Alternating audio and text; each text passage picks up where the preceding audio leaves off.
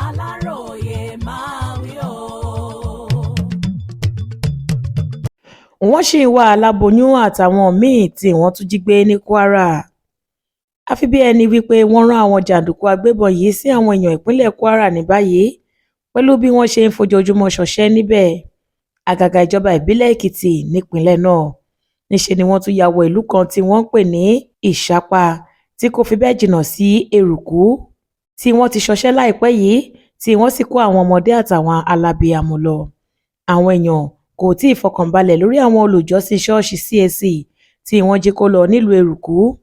Níjọba ìbílẹ̀ Èkìtì kan náà tí wọ́n ti gba ìtúsílẹ̀ báyìí nígbà táwọn ọ̀dájú ẹ̀dá yìí tún gba ìlú Ìṣàpá tí kò jìnnà púpọ̀ sílùú Èrùkú níjọba ìbílẹ̀ kan náà lọ tí wọ́n sì dá jìnnìjìnnì bolẹ̀ tógún tìjàtìjà ni wọ́n wọ̀lú náà wá nírọ̀lẹ́ mọ́ alẹ́ ọjọ́ Ajé Monday ọjọ́ 24 oṣù kọkànlá ọdún yìí ni wọ́n kógun wọ̀lú Ìṣàpá níbi tí wọ́n ti jí aláboyún àwọn ọmọdé 10 àwọn obìnrin tí wọ́n ń tọ́mọ lọ́wọ́ 2 àtàwọn míì gbé lọ.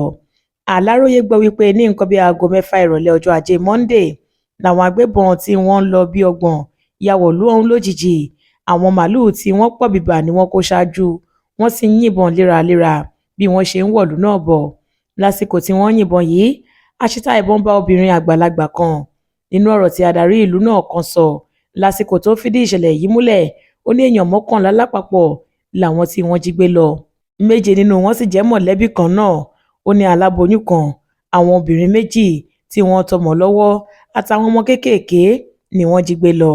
Àwọn tí wọ́n kàgbákò àwọn ajínigbé yìí ni Talatu Kabiru, Magaji, Kande Hadiza, Mariam, Saima Habiba tó jẹ́ ìyàwó ilé, Fatima Yusuf ìyàwó ilé náà, Sarah Sunday obìnrin aláboyún, Lami Fidelis obìnrin tó tọ́mọ lọ́wọ́ àti Haja Nahala.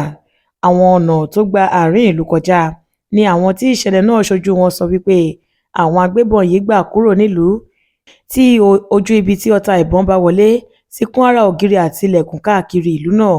Bákan náà ni kòròǹfò ọta ìbọn AK-47 tí wọ́n yìn fọ́n kiri ilẹ̀ lẹ́yìn táwọn agbébọn yìí sá lọ tán. Ẹ ó rántí pé nígbà tí ti ìlú Èrùkú tó máa ṣẹlẹ̀ níbi ọ̀sẹ̀ kan sẹ́yìn báyìí àwọn èèyàn ọ̀hún ṣe ìsìn lọ́wọ́ ni nínú ṣọ́ọ̀ṣì CAC Òkè Ìṣẹ́gun tó wà nínú ìlú náà. Kódà gan ìsìn ìdúpẹ́ àrà ọ̀tọ̀ ni wọ́n ṣe.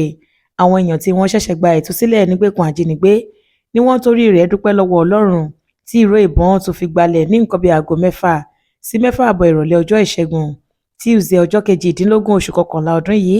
Níbẹ̀ ni wọ́n ti pa èèyàn 3 lójú ẹsẹ̀ tí wọ́n sì kó ọ̀gọ̀rọ̀ èèyàn títí kan pásítọ̀ ìjọ náà wọgbó lọ. Yàtọ̀ sí ìkọlù ìlú Èrùkú yìí káàkiri àwọn agbègbè míì nípínlẹ̀ Kwara láwọn olubi ẹ̀dá yìí ti ń pitú burúkú ọwọ́ wọn. Títí di àsìkò tí à ń ṣe àkójọpọ̀ ìròyìn yìí kò tí ì sí ìròyìn tó fìdí rẹ̀ múlẹ̀ wípé àwọn ajínigbé yìí ti kàn sí mọ̀lẹ́bí àwọn èèyàn tí wọ́n ṣẹ̀ṣẹ̀ jí gbé lọ. Bẹ́ẹ̀ ni iléeṣẹ́ ọlọ́pàá àti ìjọba ìpínlẹ̀ Kwara kò tí ì fi àtẹ̀jáde kankan síta lórí ọ̀rọ̀ náà. Monísọ́lá Sàká ló ṣe àkójọpọ̀ ìròyìn yìí fún ìkànnì Aláròyé Online TV.